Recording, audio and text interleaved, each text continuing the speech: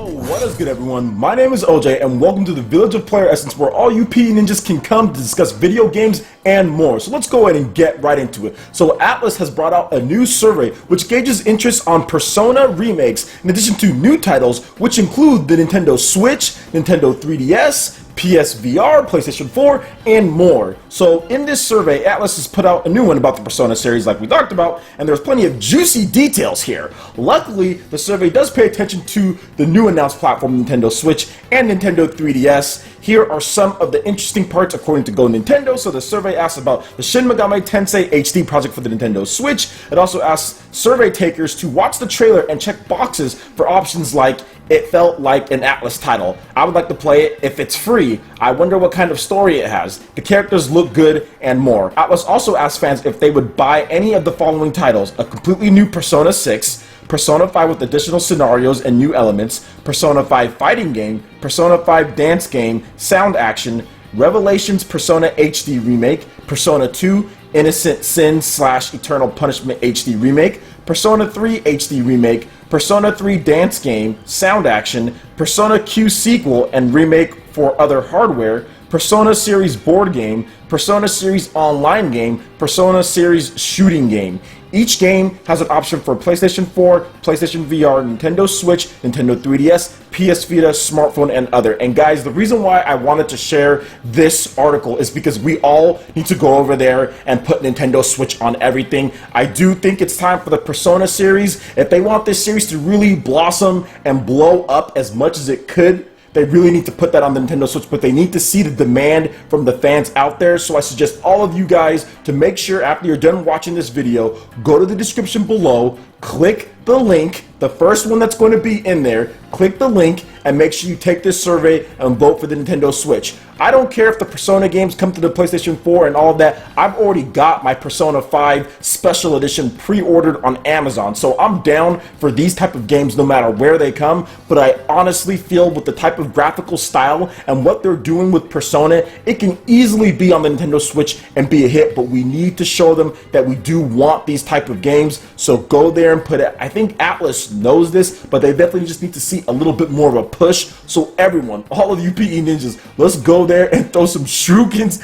at this freaking survey. Let's mark it up with Nintendo Switch so we can get these amazing games on the platform. So I think this is something that really needs to be done. Obviously, Shin Megami Tensei is already a lock for the Nintendo Switch and for the Nintendo 3DS, but I would love to see the Persona series make the jump as well. In addition to stuff like Persona Q sequel, I think that would be dope on the Nintendo Switch. Let's all go there, take the surveys, put Nintendo Switch, and let's get these games on there in the future. Alright, and the indie developer Frozen Byte, the developers of Trine 1, Trine 2, and Trine 3, in addition to Has Been Heroes, has talked about the Nintendo Switch when it comes to developing on the platform, and here's what they had to say on the matter when asked this question. From a technical standpoint, has it been easier to work with the Nintendo Switch than Wii U? Is there more that you're able to do on the console in comparison to Nintendo's last system? Quote from Frozen Byte: "It's been easier to work on the Nintendo Switch. Better documentation, and everything seems to be much more thought out from a developer's perspective. The technical side has also improved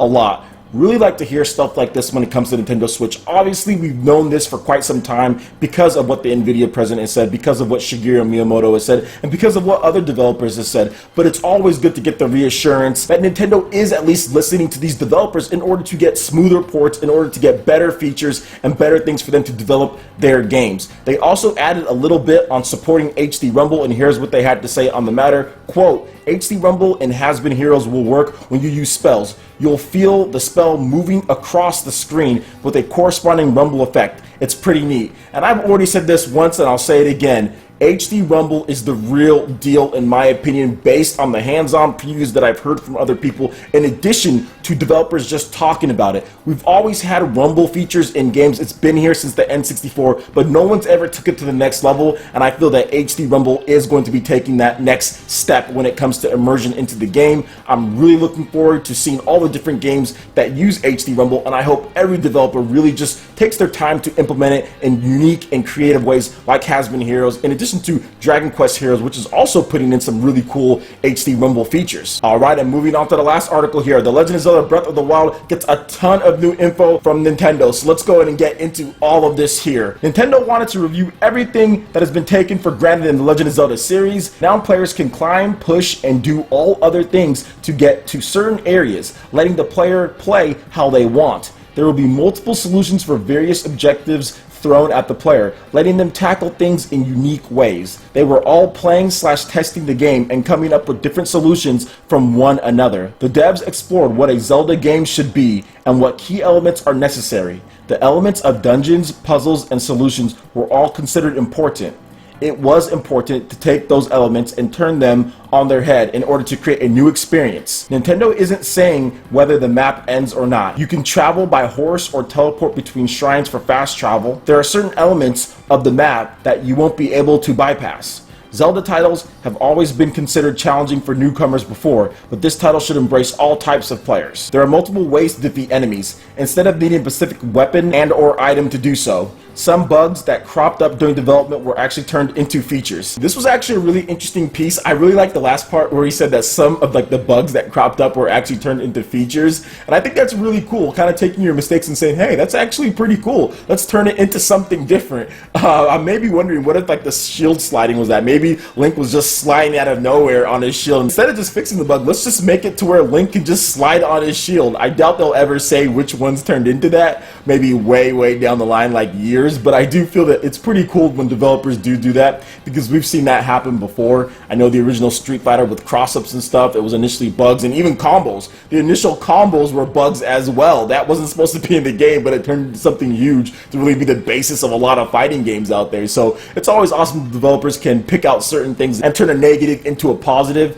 I also like the stuff that they talked about here as far as changing the conventions of Zelda. That's why I think this game has taken so long, in addition to delaying it for the Nintendo Switch. But I just love the fact that we're getting it on launch day. There's no bigger present for a new console owner than a AAA game at launch. We don't get that much. When it comes to Nintendo, we really haven't seen this big of a game at launch since The Legend of Zelda Twilight Princess, which was more than 10 years ago. So the fact that we are getting this at launch is actually really cool. And even before that, like the GameCube, it had some big titles, but not necessarily anything this big. And the last one before that was the N64. So it's really a rare occurrence. 20 plus years now, we're getting a game this big. Mario 64 was that game, and now we're getting this game here. But there's just a different aura about this game than Twilight Princess. To me, there's just something different about it that just feels a lot more high quality, just feels a lot better. I'm not really sure. Maybe it's because Twilight Princess came out in the HD era and was still SD, whereas this game here is fully HD, brand new open world, so many new features, whereas Twilight Princess was definitely more of the classic Zelda, but with just a new control scheme and a new twist. So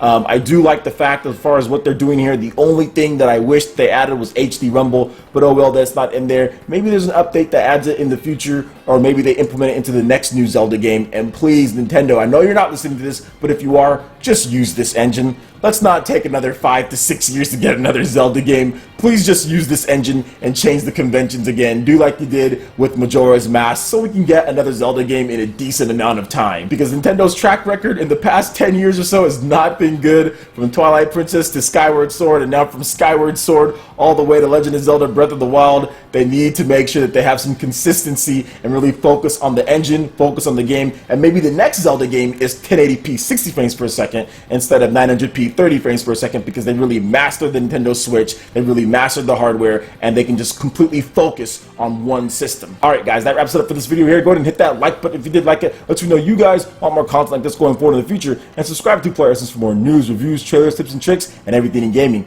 Thank you so much for watching, and we'll see you guys for the next video. Peace!